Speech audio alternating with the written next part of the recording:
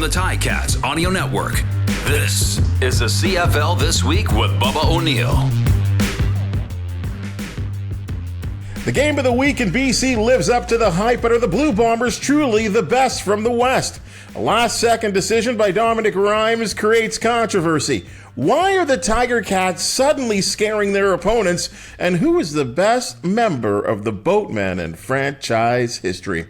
Have you been teased? This is the CFL This Week, the podcast that goes real deep with the league's top news, scores, and the country's top broadcasters, columnists, and analysts. I'm your host, Bubba O'Neil. On this week's podcast, a Hall of Famer and certainly one in the waiting, in my opinion, for nearly 4 decades. He has been a member of the media in Calgary, and for almost 3 decades, he's been a proud voice of the Stampeders from 770 CHQR. Mark Steven, always a pleasure to have you with us. Looking forward to it. Great to visit. Hey, he's covered it all. Grey Cups, World Cup, NBA, NFL playoffs, NHL, Major League Baseball, and certainly, in my opinion, I will say this, one of the top feature guys out there as well, too, from TSN, Matthew Sciannitti. Always appreciate your presence there, sir. You humble me with that, Bubba. Appreciate you, my friend. Right on, guys. Let's get right to work here. And, of course, folks, if we get Steve Milton from the Hamilton Spectator, he is scheduled to check in with us, but technology is keeping him at bay. So we will start the show without him. All right, boys. I'll start with you, Matthew. Following their 34-26 overtime victory over the Lions, are the Blue Bombers the favorites now to represent the West Division in the Grey Cup? I don't know if they're the favorites, but the one thing about the Winnipeg Blue Bombers, Bubba, is every time they've been tested this year, you see that championship pedigree that they have. And I mentioned it a few times this season. It kind of feels like there's 2 defending Grey Cup champions only because it was that close between the Argos and the Bombers. I mean, Robbie Smith's fingertips, really. But to see all the component pieces this team has and what they're able to do down the stretch. Now, mind you, they certainly needed an interesting third down conversion decision by the Lions to go ahead and get an opportunity late on. But that's the thing when you're a championship pedigree team, the margins are that thin. And certainly we'll be talking about Dominic Rhymes and his decision not to go down when he had that opportunity late in the game. But at this point, texting Zach Caleros this week, there's a calmness about this team. And even speaking to Brady Oliveira earlier in the year, they are certainly invigorated by the discussion around the Argos, certainly in the East, but the Lions in the West, because remember, it took years for the Bombers to get to this point where they've been to 3 straight Grey Cups and they've built a culture that is about success and winning, and they don't want to let that go, and you could certainly see that against the Lions. Mark, you've seen that team from real close range as well, too. Let's always remember, too, at least listening to a lot of the BC sports radio, they're not really lamenting on sort of the things that happened in overtime. They're talking about the fact that I think it was 21-10. They were in control through 30 minutes of football. Well, I think Matt hit it somewhat on the head. We can sit here and go over the lineups, who's better, who's here, this guy's better, that guy's better from each team. But they do have that championship pedigree that nothing rattles them, especially starting with the quarterback. So that's what that's the takeaway I had from it. Yes, they are aging, and I wonder if there's going to be a lot of difficult decisions in the offseason in Winnipeg, but that's, November and December's issue. Right now, I think they have that pedigree. I think they have that belief that they are the best. BC is very good, but as soon as you mention the name Brady Oliveira, you highlight for me the difference between the two teams. Winnipeg has a tremendous ground game. BC doesn't have a very successful one, at least at this stage. But, it's a one-game showdown, but today it's Winnipeg as far as I'm concerned. And I guess in a situation like this, Matthew, home field advantage in the West, I guess having to throw on your gloves and your parka and your toque at IG Field is going to be a big difference for the BC Lions as opposed to hosting. Yeah, do you want to be outside? If you're the Bombers, do you want someone to come to IG Field where you have a raucous crowd and it's likely going to be freezing, or do you want to be the BC Lions where you're in a controlled environment in a dome? Certainly, it's not the reason why you want to have home field advantage. It's a psychological edge, though, when you see the energy that's at IG Field, and Mark knows all about this, covering the championship pedigree of the Stampeders for so long, that there is this aura that's around a team. And I can kind of feel it a little bit with the Argos now, but they don't have the sustained championship success that the Stampeders had and the Bombers now have. So when you have that, and I'm close enough to see it, these guys walk with their shoulders back. They walk into moments knowing and with a certainty about them.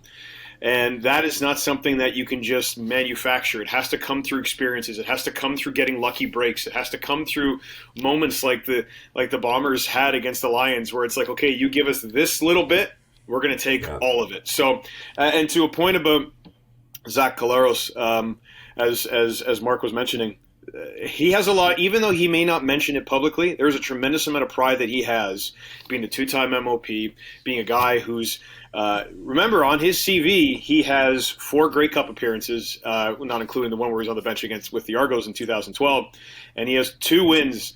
That means a lot to him. So it is going to take a lot for a team, and if it is the Lions, or if it is the Argos, or the Ticats, or the Alouettes, whomever they face if they get to the Grey Cup, they're going to have to bring not their A game, not their best game, like an all-time game, because I know for a fact that that Zach Collaros and the Bombers are pointed right to Hamilton and fixated on getting back to another Grey Cup.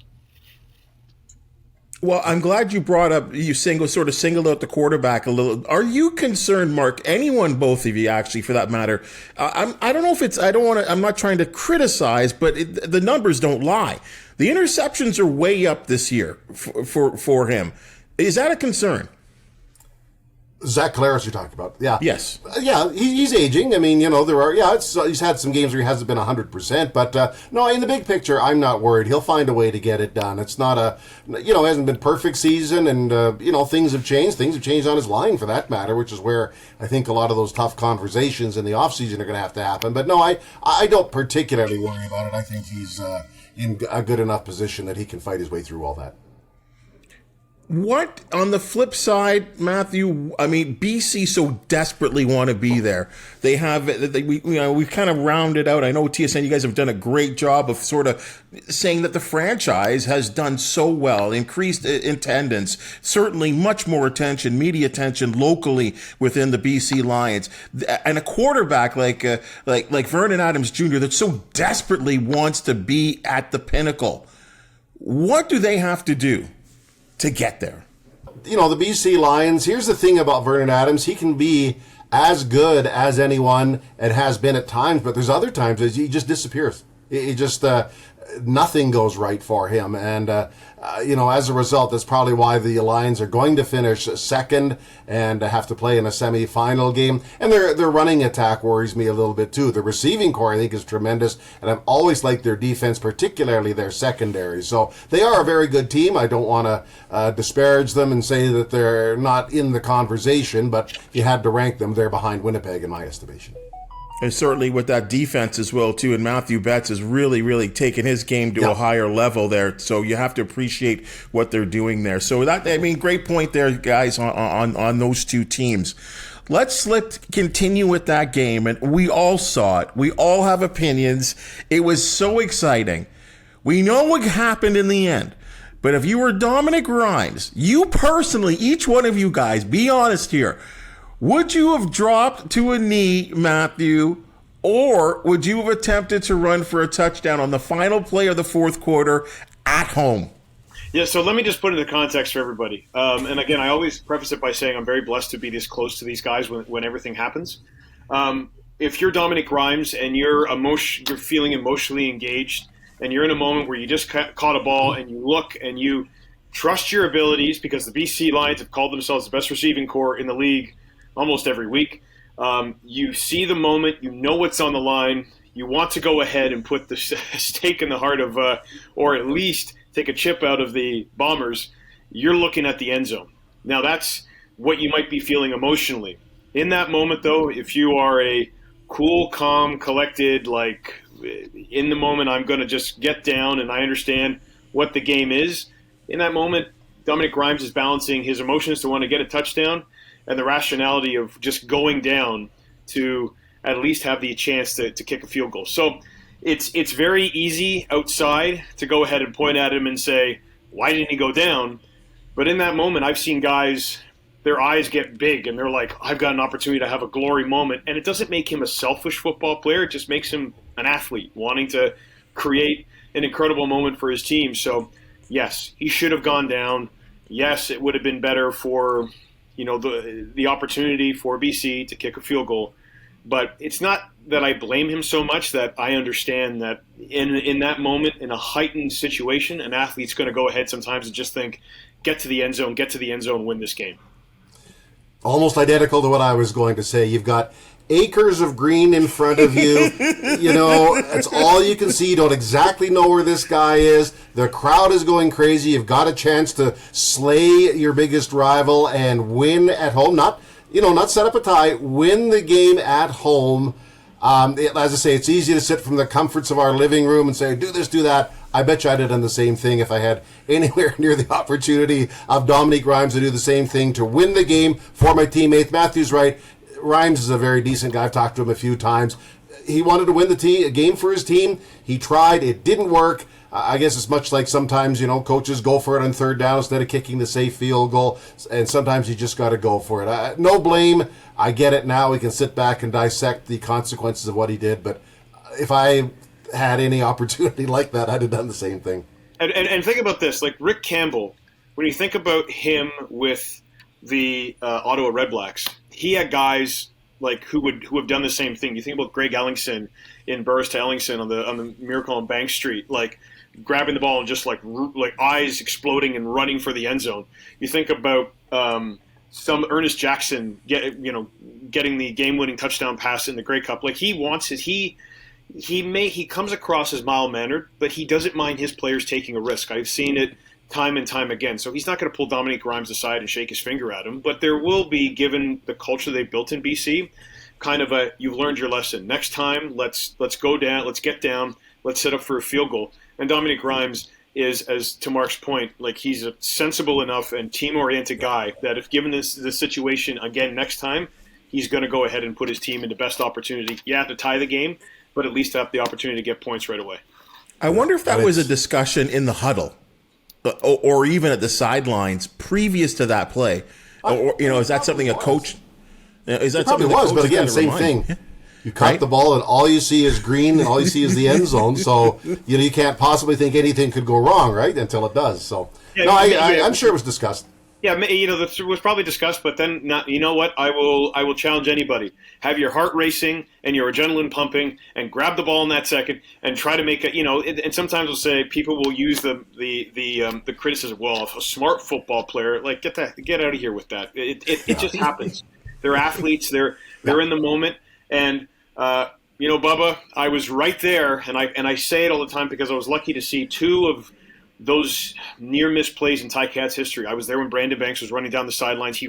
I was at the end zone. He ran literally towards me in BC Place in, when Taylor Reid had the block in the back in the 2014 Grey Cup. And then I was right there again when Jalen Ackland had the ball in his fingertip. And you could literally see the emotion in their eyes. Like it's not that they're not thinking rationally. They're thinking about, I can do this for my team. And it's that's the margin sometimes. It's emotions, it's adrenaline, and there are football players who in that moment will have enough in their mind's eye to say, okay, I'll get down here. And there's some guys who are just like, I want to go for glory, and the moment and the consequence of that moment and the outcome of that moment is a tougher thing for them to digest than anybody's criticism.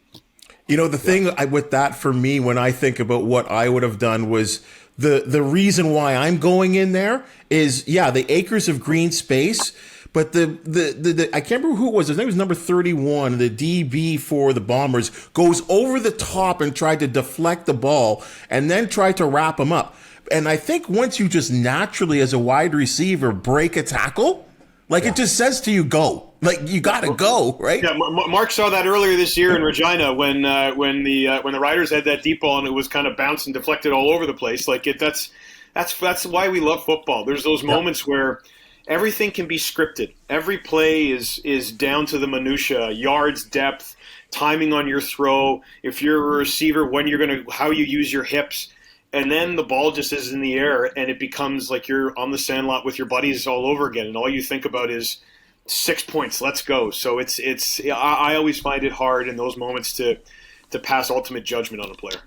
Yeah, it just was. He just thought he was doing the best, and like you say, breaking the tackle. I'm sure he figured there was nobody in the same area code as him. He just took off and ran, and didn't work. But I'm not going to fault him for it. Well, no doubt that'll be on the TSN moments of the year for when you do the Canadian Football League. Right now, the Hamilton Tiger Cats are 8-8. And as a member of the Ticats Audio Network, I got to admit, I'm as optimistic as ever, but I don't know if I saw this coming. And I think that's sort of the feeling around the Canadian Football League right now. Matthew, who's deserving of the credit there for this kind of revival of the late season revival of the Tiger Cats? And, just in talking to some other people and broadcasters around the country, they're like, I don't know if I want to play that Ticat team right now. Orlando Steinauer. Full stop. It's who he is, and this is what I will say, and it's great to have Mark on here. I don't know, and I will ask him this week. I don't know if any other year but this year, I would have seen Bo Levi Mitchell gladly, even if he was coming off an injury, walk out there those first few series, throw the way he was throwing, which is the best that he's thrown all season, and then him say, okay, I'll go stand on the sidelines now. That's not Bo Levi Mitchell. Bo wants to win, and Bo believes in his abilities. Yes, he's coming off of a groin injury and a fractured leg that has a rod in it now. But this is Orlando Steinauer, and if there's a story I can tell, he has his door open in his office at Tim Hortons Field all the time. And he's always beckoning guys to come in and just talk. I'm here. This is a Hall of Fame player who's been a successful position coach and now a head coach, and certainly has a general manager, president, director, player personnel, all of the titles for someone of such a high esteem. And yet he comes in, and guys like Chris Edwards tell me that he talks to them about anything other than football. Taylor Powell said that if not for Orlando Steinauer, he wouldn't have been able to manage. And you think about where the Ticats are. Not only Orlando Steinauer, but you got to credit Taylor Powell for a kid with zero experience coming in and being able to at least make the Ticats competitive and show growth in that time. He's put that down to Orlando Steinauer. Malik, there's defenders who keep telling me constantly that they don't want to let down Coach Steinauer. You watch Simone Lawrence. He's playing he's pass rushing. He's getting back into coverage. He's a tackle machine. That's all down to motivation. And when the Ticats were 3-6, and we were all looking at the way the Argos were just blazing a trail in the East, and even the Alouettes were pretty successful at that time too. You're thinking this could be a tough year and a really disappointing year because of all the players the Ticats brought in and the expectation they had. Well, we sit here now and we feel the same as we did before the season, regardless of all the things and all the injuries that have happened. And they're bringing in Darrell Walker. They're bringing in Herji Mayala. They're bringing in Jamal Davis. They're adding depth. Maybe that's been aided because they've had Bo on the 6th game and all of the salary cap permutations. But at this point, and I can tell you this for certain, the Argos and Ryan Dinwiddie are very aware of the Hamilton Ticats. Not to dismiss the Montreal Alouettes, who ran right over the Red Blacks on Thanksgiving Monday, and that is setting up for a tantalizing East semifinal, whether it's played in Hamilton or Montreal. But if it is the Ticats that make it to the East final, Ryan Dinwiddie has told me, in his mind, he still thinks about that 2011 East final when the Argos were up. They were only up like 12-0, or 2019. Yeah. 2021. 2021. That's right. 2021, and he remembers that. And the Argos were hosting, and then he saw the Ticats come back. And the Ticats, especially in the East, are a team that you have to worry about, because just the culture that Orlando Steinauer has built and this constantly renewable resource of belief that this team has. Mark, and I know it's ridiculous to say this because the reality is the Argos are there. But if you take the Argos out of the equation right now for the Tiger Cats regular season schedule and results, they're an 8-4 football team. I'll take 8-4, right? Well, and I guess indirectly it's Orlando Steinhauer, but I'm going to put credit on Scott Milanovic, who was in and helped stabilize and get the offense going. I mean, they were not a very good-looking team, but now White has blossomed. They've gone through multiple quarterbacks to try and get something going. So I would say Scott Milanovic and his experience and success in the CFL as different stops has a big hand in what has revived the Ticats. The offense has certainly been revived, and that's no disrespect to the man that was there before. Obviously, he'll be employed in the CFL. He's an innovative kind of guy, but sometimes, as we all know, things go stale in professional sports. And there's certainly something to be said about Milanovic. And the crazy thing is this most impressive victory that they've just put together. Milanovic is not there for personal reasons. The offensive line coach Mike Gibson comes in there, Matthew, and puts together an unbelievable display on the road, and the Tiger Cats roll. Yeah, Mike Gibson has a lot of experience in this league with many teams. So certainly has been around the Ticats the last couple of seasons and has a lot of respect in that locker room. So I don't doubt that was that was never necessarily going to be an issue, because you think about that quarterback room. Matthew Shields has talked about it. Taylor Powell has talked about it. But Levi Mitchell's talked about it. They all say this is the best quarterback room that they have all been in. And when you consider the quarterbacks rooms that Levi Mitchell is in, I don't know if that's a dig at the Stampeders, but it's certainly Milanovic not being around for personal reasons is something that certainly would have been a detriment in a lot of situations, but not when you have the experience that the Ticats have.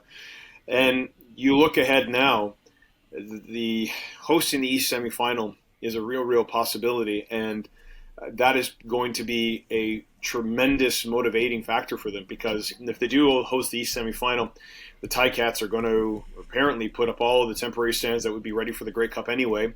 There's going to be an energy in there, and you think about it, and this is always a factor. And again, I'm not dismissing the Montreal Alouettes, because that is a good team over there, and not only do they have Austin Mack, but they brought in Sean Lemon, and Sean Lemon's really done a tremendous amount, got his 100th sack yesterday against the Ottawa Redblacks, 100th career sack. So they are still a factor. But when you think about psychologically all the things the Ticats have to be motivated, you get that East semifinal and the energy that'll be inside. I have been in Tim Hortons Field for multiple playoff games. There really isn't anywhere like it in the league. And then to know, again, with the opportunity to go back home, that they'll go to Toronto and will likely have a lot of home field advantage in there. Everything is trending towards this idea of, hey, even though it was there was adversity early in the season, that is not unlike any other season for the Hamilton Tiger-Cats, apart from the 15-3 season in 2019, mind you. But this team thrives on adversity. Crazy thing, Mark, for me is, and this has not been the way for the Tiger-Cats over their last number of years, they've beaten every team in the West. Like they have played so well against West teams in West teams' buildings. And BC coming to Hamilton this week is going to be interesting to start off the week and the Canadian Football League schedule. Their way against the West has been very, very impressive. And again, because you've seen him for a decade, is it fair to say that the Tiger Cats' Grey Cup hopes ride on the right arm of Bo Levi Mitchell? Well, they brought him in with that in mind, didn't they? And, they're paying him a lot of money to do just that. They're convinced that he's going to be able to bounce back. I'll be interested to see, he played just a little bit in the Saskatchewan game there, if that was just a test drive or what they're going to do with their quarterback picture moving forward. But, no, that's why Bo Levi Mitchell's there. They spent a lot of money, brought him in. Scott Mitchell caught up with him on a holiday to sell him on the virtues of coming to Hamilton and to work. So they're all in on Bo Levi Mitchell, at least financially and emotionally, at least earlier in the year. I don't know what they're going to do from this point forward, but, yes, I think a lot of it does ride on him, and let's see how he performs and if he's back to where they think he needs to be. Matthew, you talk about the some of the good years the Tiger Cats had, and you brought back the 2021 year where I thought Coach O had to make that tough decision. There was no doubt, in my opinion, that he wanted to roll with Jeremiah Masoli. Maybe because of the years there with that team.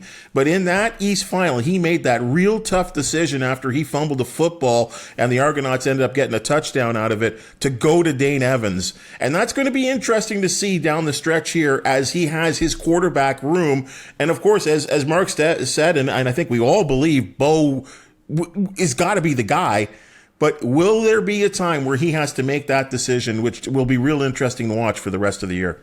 Of all the teams I've covered in football, I've been very lucky to cover it. The Ticats have always posed to me a very interesting example of it's not always about the quarterback, and this is what I mean. When they faced the Alouettes in Guelph in 2013, Ken Austin closed practice specifically because this is where he and Tommy Condell had an idea of basically platooning Jeremiah Masoli in for specific plays. Henry Burris was in certain situations. But then all of a sudden, Jeremiah Masoli came out at Alumni Stadium in Guelph, and the Alouettes had no idea what was going on. And that morphed into a situation with Zach Caleros and Jeremiah Masoli when Caleros was injured, and they brought Masoli in, which was a little more awkward. And then that became Jeremiah Masoli and Dane Evans, where I legitimately think both guys, and I think the Ticats were able to capitalize on this. Both guys legitimately liked each other, but both guys were super competitors and wanted to, if I'm going in, I'm going to give my best. And then, well, if I'm going in, I'm going to give my best. And the Ticats were able to thrive off that and essentially get to 2 Grey Cups off it. But now they're in a situation where they have a history of knowing how to platoon quarterbacks in, rotate quarterbacks in. And I asked Orlando Steinauer that question just a few weeks ago. I said, if you get all these guys healthy, could you see a situation where you could use all of them? And he kind of stopped and said, that's a very interesting question, because maybe we saw potentially what this team could do. We saw it the week before when Taylor Powell came in. Now, I think I'm not going to go ahead and make the ultimate observation here, but Taylor Powell came in, was not as effective as he would have wanted to be against the Stampeders. Then Matthew Schultz comes in, having not thrown a pass in I don't know how many weeks, and threw a bomb right away. And now you have Bo Levi Mitchell come in, throwing better than he had thrown at any other point in the season after a tremendous amount of rest and rehab.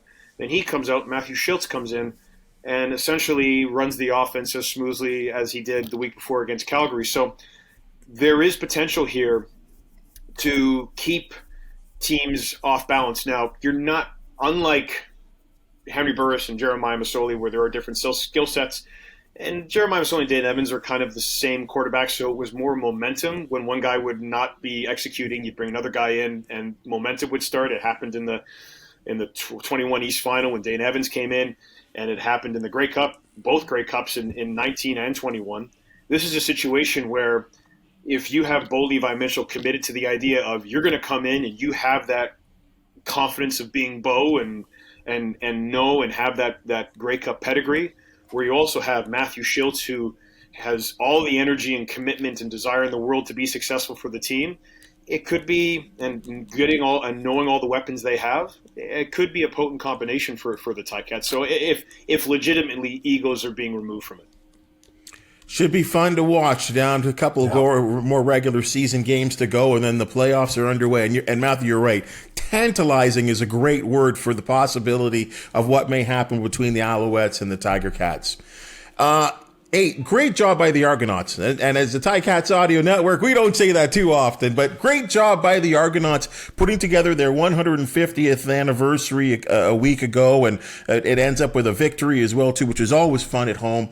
Always impressed with the fact that they put together so many former players that came together, and not just guys that we could barely remember, some guys that really were staples with the Argonaut franchise. Mark, Steven, I got to ask you this, because, again, you've been covering this league for, almost 40 years and have that recollection. Who's the best Argonaut of all time?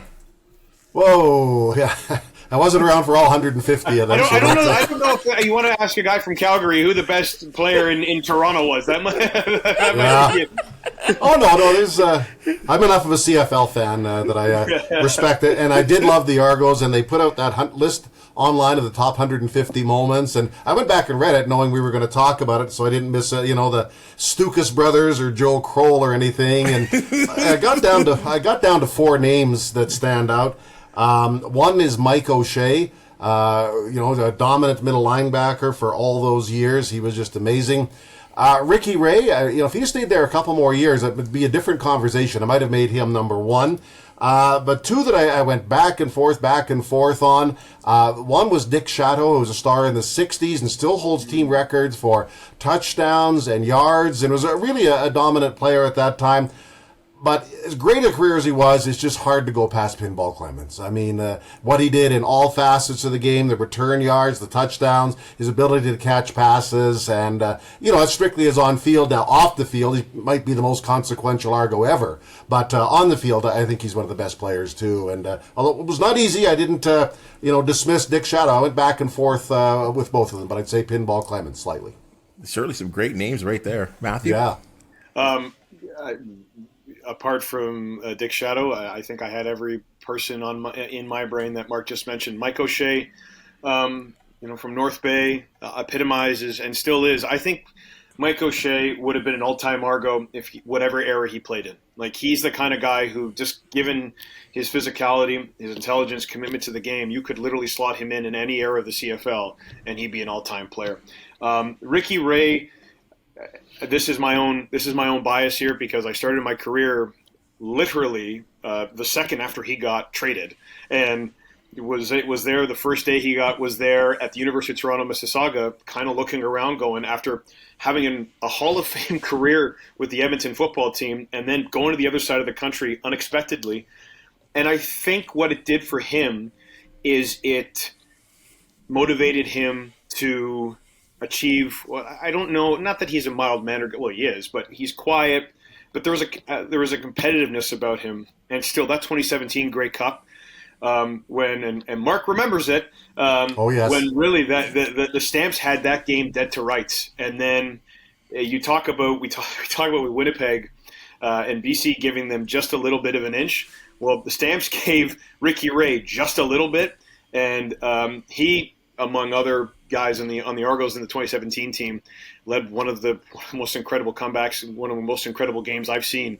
And afterwards, to see his emotion and to see how he was like, I've done it. Like, I've done what I did in Edmonton, I've done in Toronto. And he kind of realized the effect that he's had on the history of the game. But I will say this definitively. I grew up in Toronto. The first sporting event I went to in 1990, 1991 was a Toronto Argonauts game. Mike Pinball Clemens, if not for him, I don't know if the Argos are a franchise anymore. And this is why I say that. He has, not only in the amazing way that he played, coming out of William & Mary, had a cup of coffee with the Kansas City Chiefs, but he came up here and he transcended not just the game, but his personality, his intelligence, the way he engages fans.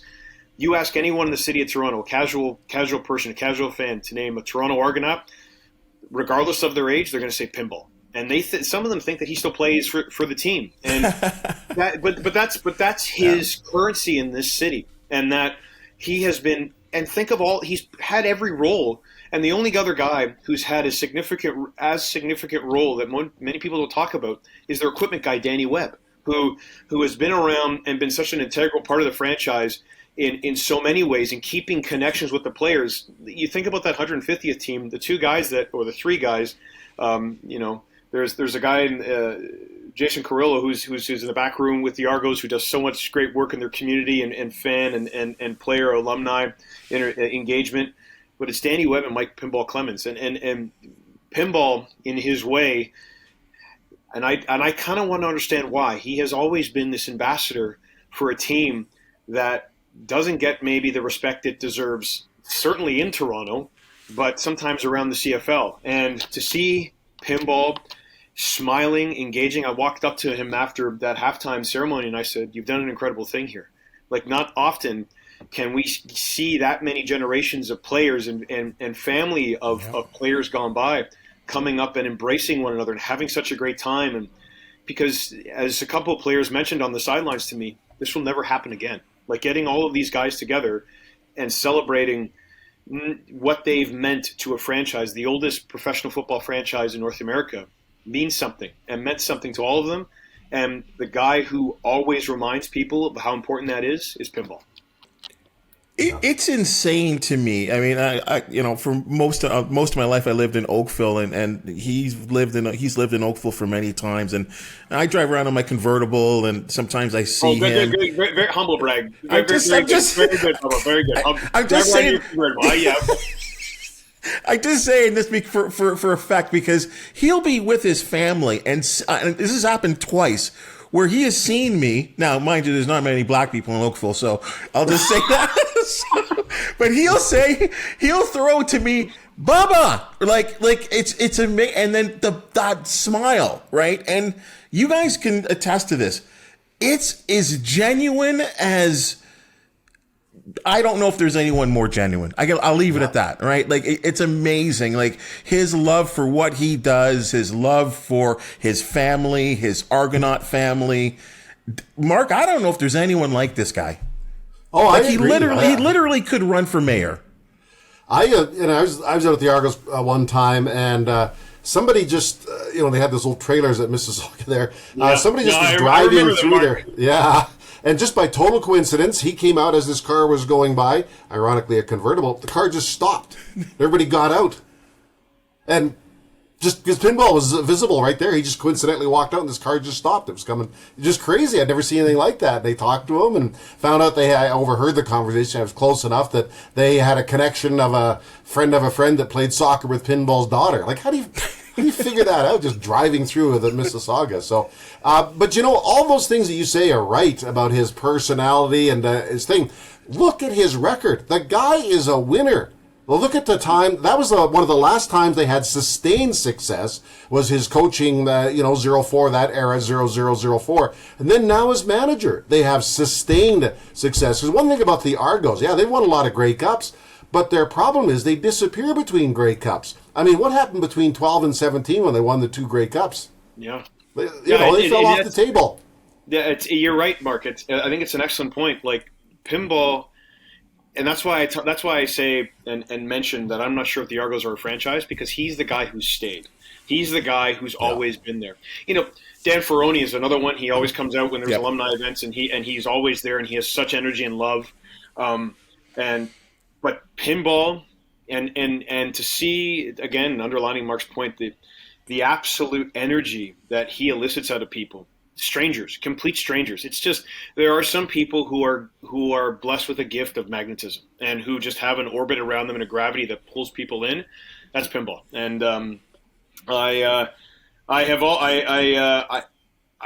every time I see him, I tend to call him Michael, because I've had a lot of great personal conversations with him, because I like to see him less as the brand and more as the person, because guys like that, who are always so forward-facing, always so giving of their time, that takes a lot, especially when you have a franchise, not literally, but metaphorically on your shoulders, that you've been carrying in the capacity as a player, as a head coach, as a GM, and he's won a Grey Cup in every capacity. Like, Mark's right, the success, like, he's won as a couple as a player, one as a head coach, took the Argos to a bunch of division finals, and that's now won as a GM and a board member and a president. Like, it's incredible. And I think of other franchises and players who've been as successful. There just isn't. Like, in the modern CFL, there just isn't anyone like Pinball Clemens.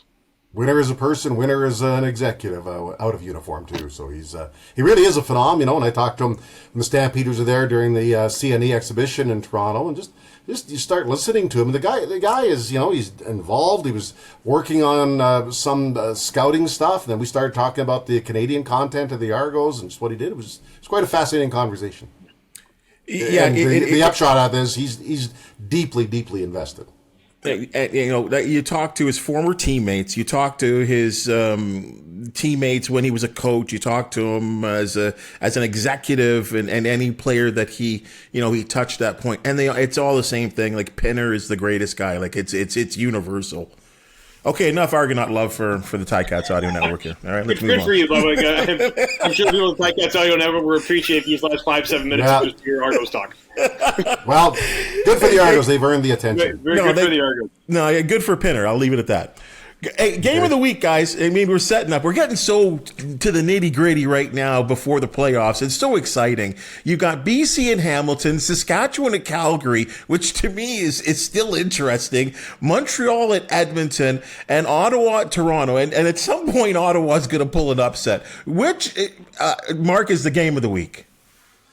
Well, obviously, I'm focused on one as the Glacier Bowl continues. These two teams are inching towards the end of the season. One's going to catch the other for a playoff spot. Saskatchewan continues to hold the door wide open for the Stampeders to walk through. They haven't done it. They're now out of chances, so they'd better do it this weekend. So I get it. The two teams with better records are BC and Hamilton. That probably, if you're looking for the 10,000-foot level, is the game. But I'm looking at one and see if the Stampeders can kick their playoff chances into next week. But it could be over. And they've allowed Saskatchewan, to maintain the distance, and because they just haven't closed the gap, and they got one more chance to do it. Well, is Calgary playing better than Saskatchewan right now, Mark? Wow. Loaded question. One's lost 3 in a row. One's lost 5 in a row. I guess I will say Calgary because they haven't lost as many. Neither's won since Labor Day. The only difference is the Stampeders have had somehow 2 bye weeks tucked in there since Labor Day. Why? I don't know. But anyway, so they've only lost, 3 in a row. They've came back from the bye week. They lost in Edmonton bye week, lost at home to Montreal, lost in Hamilton bye week, and now they're back. So they've only lost 3 in a row. Saskatchewan's lost 5. So it's neither's covering themselves in glory right now, but they both have a chance at the playoffs. And despite their stumbles, the Stampeders have a chance, but a last chance. It's time to stop talking about what they're doing and do it.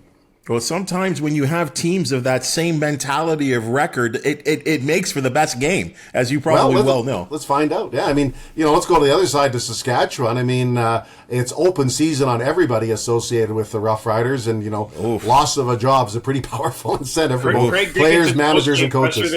Craig Dickinson's post-game presser after the game in Hamilton was as revealing as you're ever going to get. Basically a guy who was, I don't know if he was trying to figure out why his team wasn't motivated in the memory of George Reed celebrating the 13 team, but he just looks like a guy who was, and he even said it, not quoting him verbatim here, but the most disappointing loss in his time there. I mean, you talk about open season. I don't know. I don't know where mentally and emotionally a team could be after their coach basically goes out in front of the media and says, "I have no idea why we were up for this game." No, he was honestly flabbergasted. Like he really was. I get it. Yeah, I could see it though. It was just so much emotion in the building with the George Reed ceremony, the 13 team. They had every reason to have the crowd behind them, and it just didn't happen. So the one thing I will say about the Stampeders right now, their quarterbacking is better. It's not great, but the combo of the two in Saskatchewan right now just isn't working. But that's only part of it. And I think Calgary, to Mark's point, and Mark, you can correct me if I'm wrong here. The one thing when listening to Dave Dickinson, it's like I think he's frustrated by he's seen his defense play well with all kinds of effort. I mean, my goodness, how many times we've seen Cam Judge run all over the field to make a tackle in that line, and like Awe and Dozier, like this team cares, and yet they'll play well, and the offense won't be successful. And then Reggie Begelton will have 200 yards against the Argos and play great, and then the defense can't stop the Argos. So it's just they just seem to be a team that can't excel in all 3 phases when each of them needs to play as a unit. And right now, I don't know what to make of Saskatchewan other than I'm not sure that they should be in the playoffs. Like I'm not sure that they should be given that opportunity. Just back to the Stampeders that you mentioned, twice this year in games. They had some tough breaks, overtime, but that's where they are. Jake Maris in 2 games has thrown 4 touchdown passes. There's 0-2 in those games. So you're right. I mean, that's a pretty good offensive game. Other games, though, they just had to drag the kicker, Rennie Paredes, on the field all the time because there seems to be a glass shield at the 20-yard line. Yeah. Yeah, he's basically been their offense, Mark. There's game. I walked up to him. I've walked up to him in Hamilton. I'm like, "How you doing?" And he goes, "Yeah, no, I'm ready to go whenever they need me." Like he literally has been their offense in some games. 4 field goals. Well, he's kicked 5 field goals or 6 field goals. 2 games with 6. Yeah. Because I have the magnifying glass on this, so I know this stuff. He has made more field goals than all but 2 kickers have tried. So think of that. That's how often he's been on the field. What? Yeah. That's a great stat. That's a great stat. He's kicked 47. And there's 2 kickers. I think it's Cote in Montreal. He's obviously hurt. And I can't remember the other one, but so pretty wild. Mark, it's gotten to the point that when he misses a field goal, I'm stunned. Yeah, I agree. That's the respect, at least I have for him, and totally, that's how good he seems to be.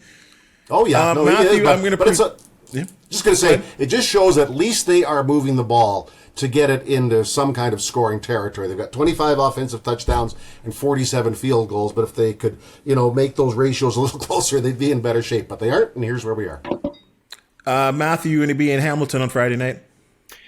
I will be there, and I think it's the game of the week for no other reason than BC will want a response. And these teams will look at this as an ultimate playoff tune-up. They will look at each other and say, okay, we get to measure each other against a team that's as close to pushing the Bombers in the West as you can be, and the Ticats are as close to a team that is pushing everyone else in the East as you can be. And I'm expecting a good game. And I look at the Ticats, and we will be keeping an eye on that quarterback situation and how that evolves over the course of the week, but especially in the games, because I don't put it past Orlando Steinauer to try anything to see if he could go ahead and kind of understand what situations he might be able to get things out of Bo Levi Mitchell and Matthew Schultz, and let's not forget Taylor Powell as well. But the one thing I'm as intrigued as anybody is I enjoy watching Vernon Adams this year. I enjoy watching the joy that he's playing the game with, the confidence he's playing the game with. And sure, we always keep talking about, bad Vernon and good Vernon. He's been great all year. Like, it's even when you account for the 6-pick game against the Argos, like this is a guy who has, and I don't think we're talking enough about it. I remember being at a practice in Hamilton when Vernon Adams Jr. was lining up as a receiver. He was the 4th quarterback on the team, and you remember this, Bubba, and he was like, I will do anything to stay in this league. And to see how he has worked and evolved, it is an absolute story of achievement in this league to see a guy who was traded for a draft pick and moved around Saskatchewan twice and Montreal and then the disappointment of that and going over to BC and everyone's got their eyes on Nathan Rourke, and then Nathan Rourke leaves and Vernon Adams Jr. says, no, I can be the guy. And I give him full credit because he has really shown me something this year.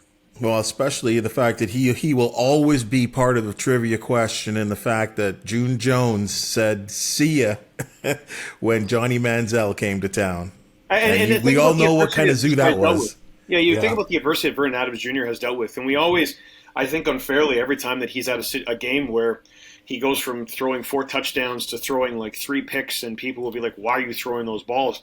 Like, he has such a level of self-belief that he knows that no matter what disappointing situation, he's always going to find a way to produce and be reliable to his teammates. And I can tell you this, watching the BC Lions, and one of the things I'm interested to see when they come is the amount of belief that they have in Vernon Adams Jr., the amount of buy-in these guys have, and they want to be successful for him. So that's when a team feels that way about their quarterback, good things happen. One thing that I think that the Lions are going to have to certainly protect against, and he did such a great job when these two teams met up at BC Place, is James Butler. James Butler has just been unbelievable this year. First Tiger Cat running back to go over the 1,000-yard mark since DeAndre Cobb in 2010, Mark Stephen. He's incredible that his former team going to play them again, but the fact that he's become a staple in a city that in a town and a team that just I guess a lot of it had to do with Kent Austin. They wanted to go vertical, and here's a team that can run the football pretty well right now. No, I really liked him in BC. That was a tremendous free agent signing by the Cats, and he was very good last year, and he's very good this year. So I can't say it's a big shock that he's performed at that level, but he has made a difference because he's very, very effective. I've really enjoyed watching him this year. Matthew, again with you on the sidelines, there are I'm not going to say pinball, but he's kind of like a pinball, like in terms of his attitude and the big smile on his face, and just cares so much about his own teammates. This again comes down to a culture of appreciation and buy-in and overall affection for a locker room that comes from Orlando Steinauer down. Like this year, Orlando Steinauer has had the mantra of drop the ego, but drop the E and go. And certainly you can see that in the way that Bo Levi Mitchell came out in Regina, certainly the way Simone Lawrence is playing, Lee Carney has been playing, to say nothing of the Garrett Davis and Dylan Wynn situations with their injuries and regardless, their buy-in. But James Butler, when I've spoke to him and done interviews with him on the sidelines, has the biggest smile, and he's just like, yeah, man, I can't wait to play for this team, whatever they want me to do. And remember the debate at the start of the year, one of the contentious points around Tommy Condell was, why isn't he running James Butler more? And why isn't he running James Butler more? And there's a lot of reasons. That doesn't necessarily always go down to the play caller. It could be situations on the offensive line. It could be defenses that they're seeing. It could be receivers not necessarily getting out and setting up the opportunity for a run. So there's so many things that could happen that doesn't make the run game advantageous. But every time you put the ball in James Butler's hands this season, good things happen. And he amongst all those other weapons, come playoff time, I mean, I'm excited in that East semifinal, especially when you know, and I know I'm getting ahead of myself by a few weeks, but when you certainly look at the weapons that the Owls have in their defensive line going up against James Butler, that's going to be great. But this is another opportunity for him, like he had in BC, where he was motivated to have a near career game. This is another great chance for him to build that momentum heading into the postseason. Yeah, no question. Great back, and one of the great under-the-radar signings that happened in the CFL this year. Matthew, you just said the key word in this appreciation for you guys for giving us all you got here on the CFL this week, your knowledge, your opinions, the great stories you guys have told. I really, really appreciate it. I know for a fact that the people that watch and listen to this podcast really, really, this is why they keep coming back and why we keep having you guys back. So thank you so much. When people want to contact you, Matthew, and want to rip you about your knowledge of the CFL, where can they find you? Always at TSN Sciannitti, SCINITTI on Instagram and X now, I guess. Yeah, X, yeah. I still keep calling it Twitter. It's going to be a while for me to make that switch. Where can they find you there, Mark? On the mighty X, you can find me at Mark on Football. Right. I post a lot of Stampeder stuff there, and also on Facebook, Mark Stevens, sports broadcaster. I post a lot of fairly heavy Stampeder content. And just so people know too, I mean, it's a Calgary sports scene that you do cover as well too, right? Yeah, but a lot of stuff related to other things, but primarily Stampeders, but a lot of other stuff. Right on, guys. Again, thank you so much, folks. Hey, leave us that 5-star review. You know where the thumbs up. You know that you're going to get us once a week talking the Canadian Football League, the football league that you love, and there's certainly getting to the big climax here. Ticats Audio Network, as we build up to the Grey Cup 110, as you know, so much content other than the CFL this week. Why don't you join us, please, because it's going to be a big, big party in mid-November. You can guarantee that for the Grey Cup, and we'll be carrying you right to the end there. Again, subscribe, 5 stars, give us that thumbs up, and if not, you know we're going to be here once a week here on the CFL This Week. For our co-hosts, Mark and Matthew, I'm Bubba O'Neil saying have a great week, and we'll talk next week.